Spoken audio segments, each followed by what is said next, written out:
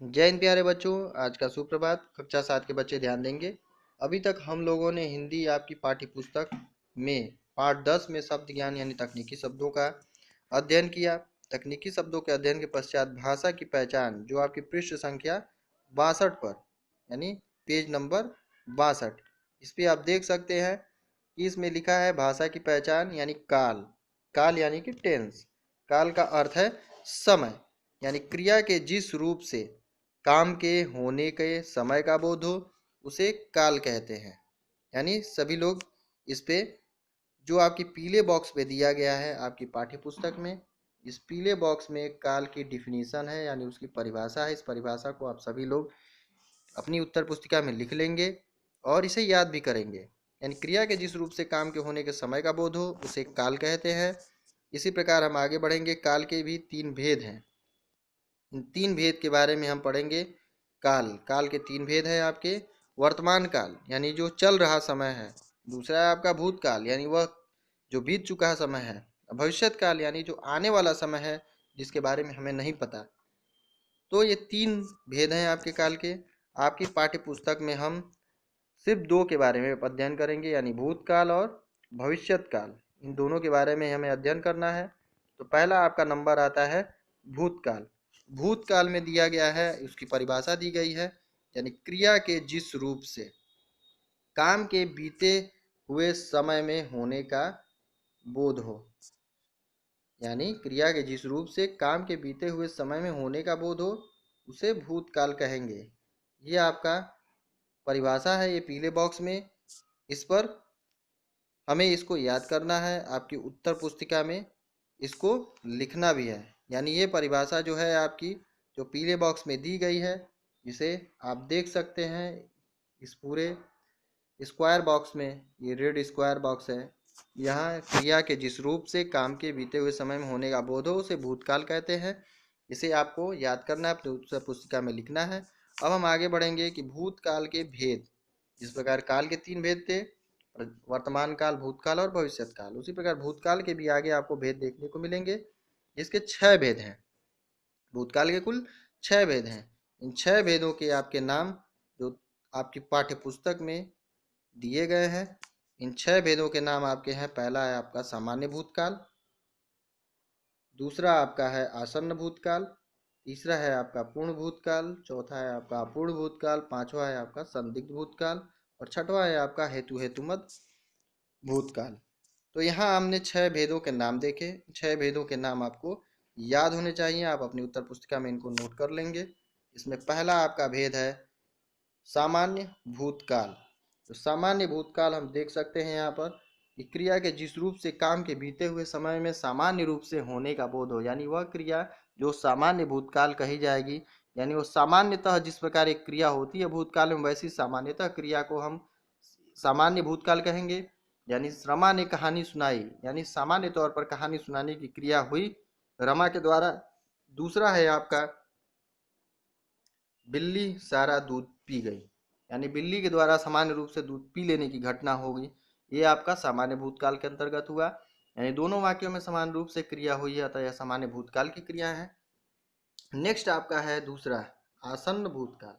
आसन्न भूतकाल, आसन्न का मतलब है बिल्कुल समीप अथवा निकट, यानी अभी अभी, यानी अभी अभी जो तुरंत यानी क्रिया हुई है, यानी क्रिया के जिस रूप से उसका कुछ समय पहले ही पूर्ण होने का बोध हो उसे आसन्न भूतकाल कहते हैं। इसमें उदाहरण आपका दिया गया है क, मालती अभी मंदिर गई है, यानी मालती के मंदिर जाने की जो क्रिया है वह अभी हुई है। मालती के मंदिर जाने की जो क्रिया है वो अभी हुई है। दादाजी गांव से आए हैं, दादाजी गांव से अभी तुरंत यानी कुछ ही देर पहले आए हैं, यानी वो आने की क्रिया अभी बिल्कुल नज़दीक में ही हुई है, सन्निकट हुई है।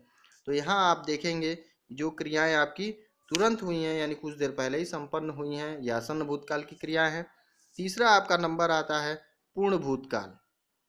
पूर्ण भूतकाल यानी क्रिया के जिस रूप से कार्य के बहुत पहले पूर्ण हो जाने की सूचना मिलती है, यानी वह कार्य जो बहुत पहले पूरा हो चुका है उसके बारे में सूचना हमें मिलती है, तो वह पूर्ण भूतकाल का उदाहरण होगा। इसमें दिया गया है कि हम सभी ताजमहल देखने गए थे और झांसी की रानी ने अंग्रेजों पर से का डटकर मुकाबला किया था। यानी ताजमहल देखने की घटना है बहुत पहले हो चुकी थी, जिसका हम जिक्र कर रहे हैं, यानी बीती चुकी क्रिया के बारे में हम बता रहे हैं। और झांसी की रानी ने भी ये कार्य किया था डटकर, उसके बारे में आज बताया जा रहा है। यानी ये कार्य बहुत पहले हो चुका था, ये पूर्ण भूतकाल की क्रिया है। नेक्स्ट आपका है अपूर्ण भूतकाल।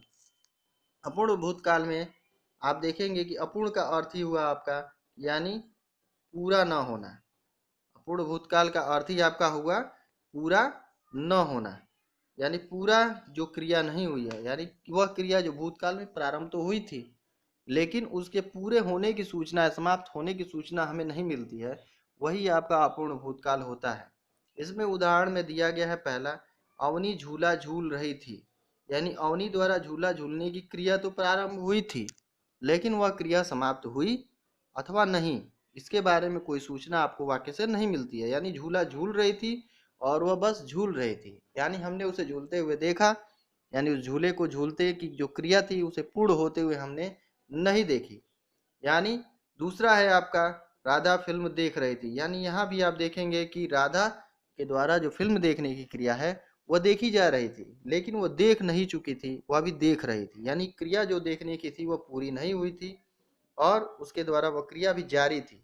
तो यहाँ भूतकाल में जो क्रियाएं भी जारी थी, प्रारंभ हुई, जारी थी, समाप्त नहीं हुई थी, यह पूर्ण भूतकाल की क्रियाएं मानी जाएंगी। पांचवा है आपका संदिग्ध भूतकाल।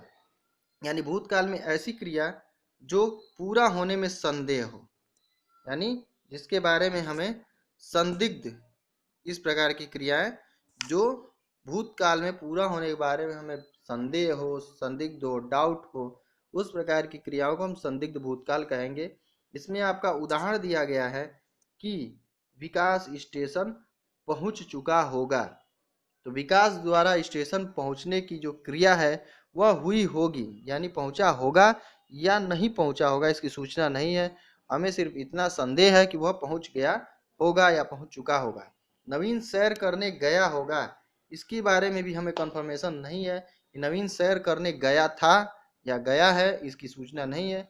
सैर करने गया होगा क्योंकि हमें डाउट है, क्योंकि उसके जाने की क्रिया हमारे समक्ष पूरी नहीं हुई, यानी इसके बारे में डाउट है कि गया होगा। हम एक संभावना व्यक्त करते हैं कि स्टेशन पहुंचने की क्रिया हो चुकी होगी और नवीन सैर करने गया होगा। हम एक संदेह व्यक्त करते हैं, संभावना व्यक्त करते हैं, तो ये संदेह आपका संदिग्ध भूतकाल की क्रिया मानी जाएगी। नेक्स्ट आपका है छठवां, हेतु हेतुमत भूतकाल। ये छठा आप देख सकते हैं, इसमें भूतकाल की एक क्रिया दूसरी क्रिया पर निर्भर होती है, उसे हेतु हेतुमत भूतकाल कहते हैं। हेतु हेतुमत भूतकाल का ही मतलब है कि एक क्रिया यानी दूसरी क्रिया पर डिपेंड रहेगी। यानी एक क्रिया जो भूतकाल की होने वाली है वो किसी न किसी क्रिया पर डिपेंड होगी तभी वो दूसरी क्रिया पूरी होगी। यानी एक क्रिया दूसरी किसी क्रिया से संबद्ध होती है, जुड़ी हुई होती है, बिना उसके वह क्रिया पूरी नहीं होती या नहीं हो सकती।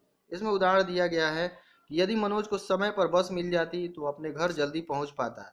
यानी कुल मिला के हम की क्रिया क्या है, घर पहुंचने की है, यानी वो अपने घर जल्दी पहुंच पाता। उसके घर जल्दी पहुंचने के लिए एक आवश्यक शर्त है समय पर बस का मिलना।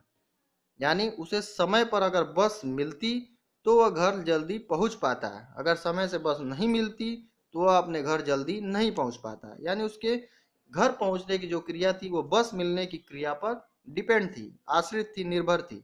इसी प्रकार हम देखेंगे दूसरा जो है आपका, गगन पौष्टिक आहार लेता तो वह जरूर स्वस्थ होता। यानी उसके स्वस्थ होने की जो क्रिया है वह पौष्टिक आहार लेने पर निर्भर है। यानी अगर उसे स्वस्थ होना होता तो उसे पौष्टिक आहार लेना था, अगर वो पौष्टिक आहार नहीं लेता तो वह हमेशा बीमार रहता।